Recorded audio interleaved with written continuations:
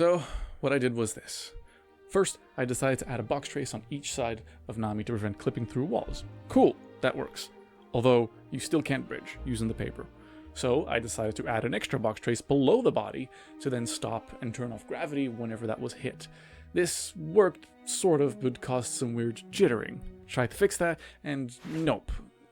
Okay, so I'm desperate. Fuck it. I guess gravity's manual too now. So, yeah.